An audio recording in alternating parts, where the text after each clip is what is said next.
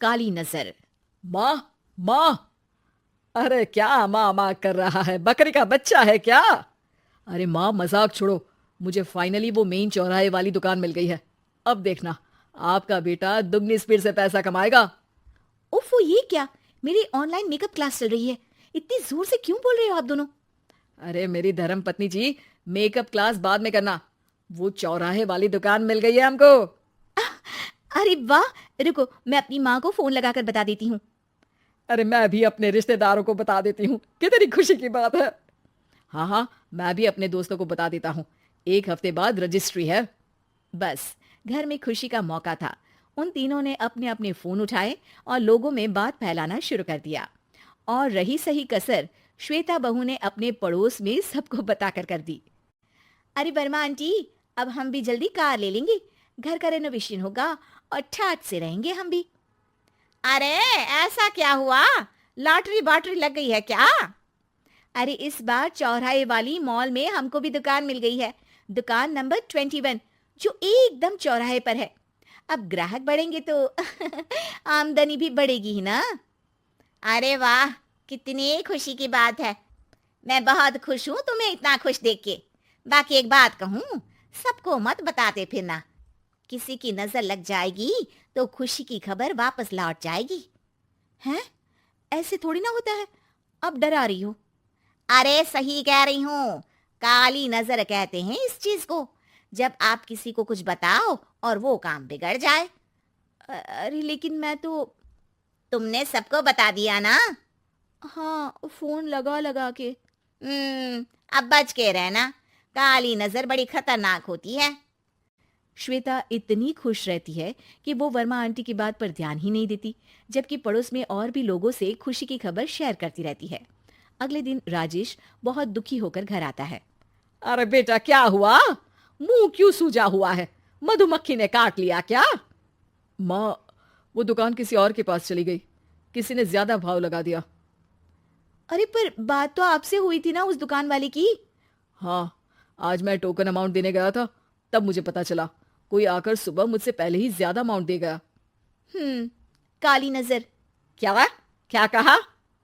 Verma aunty ने समझाया था कि किसी को बताना मत, वरना काली नजर लग जाएगी। अच्छा, तुम्हें उनकी बात मान लेनी चाहिए थी। उनकी बात मान लेती, लेकिन उसके पहले ही सबको बता चुके थे ना हम तीनों। अरे अगली बार से ध्यान रखेंगे। कोई भी नई चीज होगी तो किसी को नहीं बताएंगे।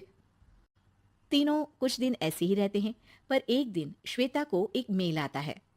राजेश, मेरा ऑनलाइन मेकअप कोर्स कंप्लीट हो गया। अब मैं खुद का पार्लर खोल सकती हूँ। अरे वाह, अपने मोहल्ले में ही खोलते हैं। ये जो घर के सामने दुकान है ना, वहीं। हाँ, यहाँ सस्ती भी मिल जाएगी। अगले दिन श्वेता वर्मा आंटी के पास जाती है मिठाई का डब्बा लेकर। अरे आओ आओ, कैसे आना हुआ? जोर से नहीं बोलूंगी। वो सामने वाली दुकान है ना, वहां मैं अपनी पार्लर की दुकान खोलने वाली हूँ। उसकी मिठाई है। अरे वाह, बहुत बधाई हो तुमको।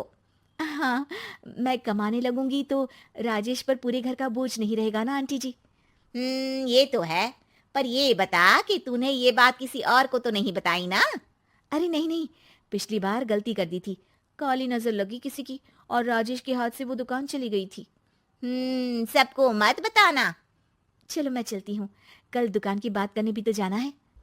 अगले दिन श्वेता दुकान के लिए मालिक से बात करने जाती है। अरे लेकिन दुकान तो हम कल रात को ही किसी को दे चुके हैं। कल ही? हाँ, कल ही। 2 दिन बाद कोई यहाँ पार्लर भी खोल लेगा। आप कहीं और दुकान देख लीजिए। अरे पर हमको भी तो पार्लर ही खोलना था। हाँ भाई, ये एक ही दुकान है, आधी आधी तो नहीं दे सकता ना मैं। राजेश और श्वेता घर पर हताश होकर आ जाते हैं। इस बार तो किसी को बताया भी नहीं था, अब किसकी काली नजर लग सकती है? सुनो, तुमने माँ को बताया था क्या? अरे कैसी बात कर रही हो? माँ की नजर थोड़ी ना लगेगी। पक्का तुमने किसी को नहीं बताया था ना? सिर्फ वर्मा आंटी को बताया था। उन्होंने ही मुझे किसी को नहीं बताने को कहा। अरे यार, तुम भी सही हो। मेरी माँ को नहीं बताने को कह रही हो, पर वर्मा आंटी को बताना तुम्हें जरूरी लगा। अरे वर्मा आंटी ने ही तो काली नजर के बारे में बताया था ना। वो हमेशा हमारा भला ही तो चाहती हैं। मेरी माँ भी हमारा भला ही चाहती है। अरे पर चिल्ला क्यों रहे हो? बात नहीं कर सकते क्या आराम से? नहीं आता हूं आराम से बात करना, और करना भी नहीं चाहता हूं मैं। दुकान जाने का दुख गुस्से में बदल गया था और राजेश और श्वेता में बात बंद हो गई थी। 2 दिन बाद मोहल्ले में पार्लर का इनॉग्रेशन हुआ, जिसमें मोहल्ले के सभी लोगों को बुलाया गया, पर श्वेता, राजेश और माँ नहीं जाते। माँ, अंदर आ जाओ, क्या देख रही हो? अरे नया पार्लर देख रही हूं अपने आंगन से। देखो, माँ को दूसरे का सुख देखने में कितना मजा आ रहा है। मेरा दुख नहीं दिख रहा इन्हें।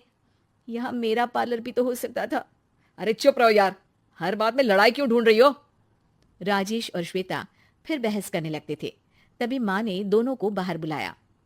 अरे जरा देखो तो, दुकान चलाने वाले का बोर्ड पर नाम क्या लिखा है? श्रुति वर्मा। गाड़ी निकाले बेटा, हमें कहीं जाना है। काली नजर का इलाज कराने? राजेश अपनी बाइक निकालता है। तीनों ट्रिपलिंग कर रहे हैं। माँ राजेश को उस मॉल वाली दुकान पर लेकर जाती है जहां राजेश अपनी दुकान खोलने वाला था। यही दुकान लेना चाहता था ना तू? हाँ, पर इनको भी दुखी करने लेकर आई हो क्या यहाँ पर दुकान दिखाकर? वह काफी नहीं था?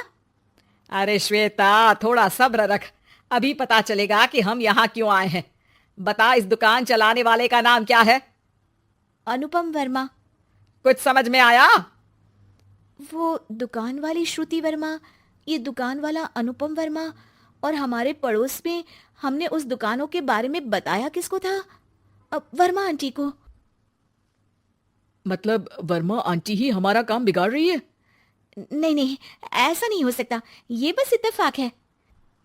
राजेश अपना फोन निकालता है और श्रुति वर्मा और अनुपम वर्मा के नाम फेसबुक पर सर्च करता है, जहां ये दोनों ही वर्मा आंटी के रिश्तेदार होते हैं। श्वेता को समझ में आ जाता है कि वर्मा आंटी की ही नजर काली नजर है। अब क्या करना है? कोई भी खुशी की खबर हो तो काली नजर से बचना है, यानी वर्मा आंटी से बचना है। अरे पर मुझे ये समझ में नहीं आया कि वो हमारे साथ ऐसा क्यों करेंगी? अरे बेटा, एक सीख है, दूर के आदमी को आपकी तरक्की से कम परेशानी होगी, पड़ोसी को ज्यादा। दोनों माँ की बात में हामी भरते हैं और अगला काम चुपचाप करने की कसम खाते हैं, ताकि आगे से वर्मा आंटी कोई काम ना बिगाड़ सके।